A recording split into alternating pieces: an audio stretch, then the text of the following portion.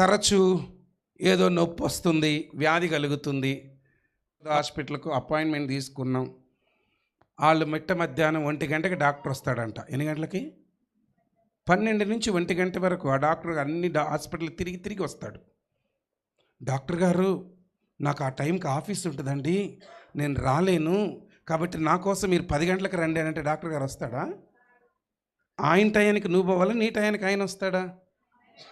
ఆయన టైమే ఫాలో అవ్వాలి. కాబట్టి ఆఫీస్ వాళ్ళని బతిమలాడుకొని డాక్టర్ అపాయింట్మెంట్ ఉంది అంటే ఓకే అని నీ డ్యూటీ వాళ్ళు పర్మిషన్ ఇస్తే 12 to 1 అక్కడికి పోతావు.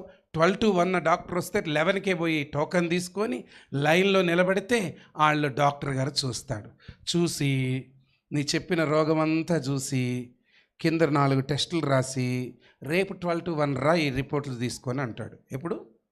ఈరోజు పర్మిషనే కష్టమైంది, మళ్ళీ డాక్టర్ గారు ఎప్పుడు రమ్మన్నారు? ఈ రిపోర్ట్లు ఈరోజు వెళ్ళి టెస్టులు చేసుకొని రేపు 12 to 1 రమ్మన్నాడు. డాక్టర్ గారు ఈరోజే పర్మిషన్ పెట్టానండి, రేపు రాలేనని ఎప్పుడైనా డాక్టర్ గారికి చెప్పారా మీరు? చెప్పండి. మరి పాస్టర్ గారికి ఏం చెప్తారు? Leave your brother, permission your brother, loss of pay brother, నాకు తోడు లేరు బ్రదర్, నాకు ఇంకొకటి బ్రదర్. 2వ రోజు రిపోర్ట్స్ తీసుకొని వెళ్ళావు.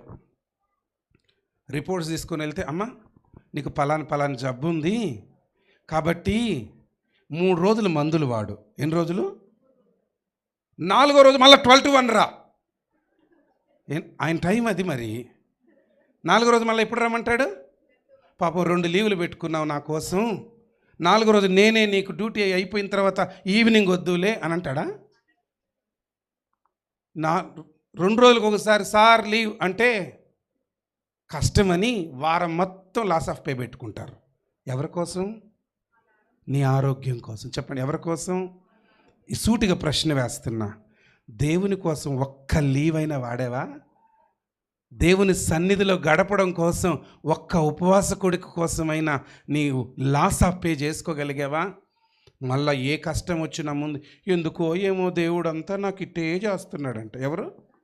అసలు నువ్వు దేవుడికి ఎక్కడ స్థానం ఇస్తున్నావు? ఏ స్థానం ఇస్తున్నావు?